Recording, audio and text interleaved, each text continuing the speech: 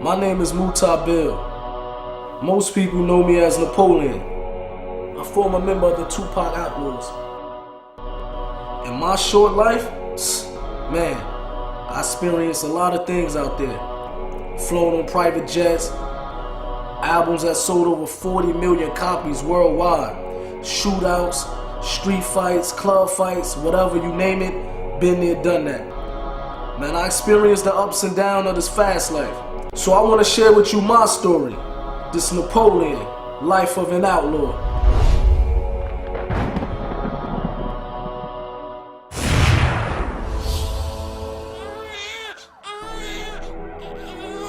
I was 3 years old when my mother and father got murdered. After the murder of my parents, me and my brothers, we was in the house with the dead bodies for 24 hours. And I remember as a kid that I was biting my mother, trying to wake her up.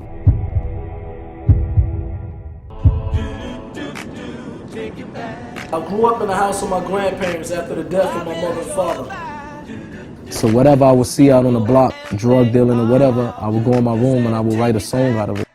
You know, it was a way for me to relieve whatever was inside of me. I was able to put it on paper. All I can remember all his life, he loved rapping. And I remember the first time I met Pop, man, he asked me to rhyme for him. I rhymed for him, we hit it off, and the rest is history. He got close with Pop. He looked at Pop like a big brother or a father figure, you know, someone to look up to. Muta was, him and Pac were bonded real tough. I think Muta had become one of Tupac's extended family members. Death Row was a very fast life, man. Parties every night, private jets. We was living like kings. There was a certain amount of arrogance they all had during that time because they were on cloud nine. But I never expected to end that type of life. I never expected that life would come to an end so drastically and so soon. There's gonna be some stuff you're gonna see that's gonna make it hard to smile in the future. Yasmin called Gaddafi's mother and said Tupac just got shot. Couldn't believe it, you know what I mean? And you know, but the first thing that I said in my head, well, he got shot 5 times before. He's gonna take this, come out, do records, sell millions of records again. But when I actually saw him in a hospital bed, to me, I knew for right there that it didn't look like he was gonna make it. You know, and Pac loved him, and them two was bonding. So I know it affected him real hard. Once again, Tupac Shakur dead at the age of 25. It was a time when I was in the music industry and I had 3 houses at one time. Money was coming in, but I didn't have inner happiness, you know what I mean? I didn't have happiness inside of me. So I knew that it had to be something else out there that could bring happiness besides money, jewelry, cars, and fame. Because once you get to a certain level, you start searching. And what I did is I turned to experiment different drugs, and I turned to drinking alcohol real heavy.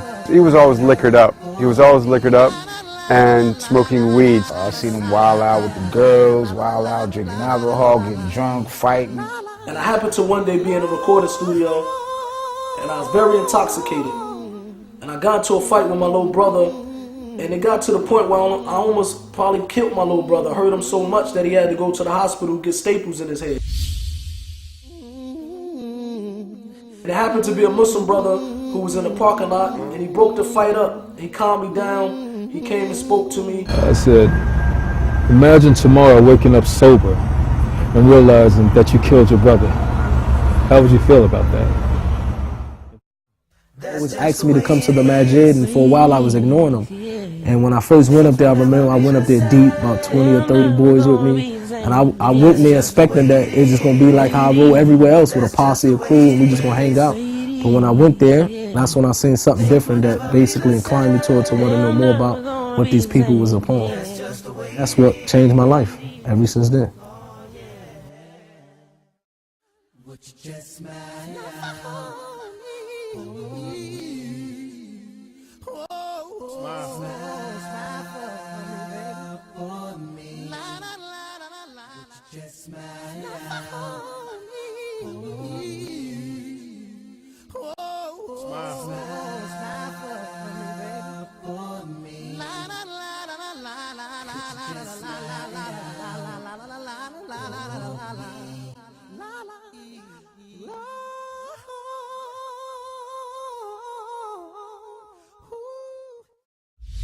That's just the way it is.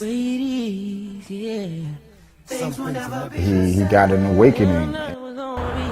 Islam has given Mutar a purpose. Overall, man, my brother, he's a different person now, man.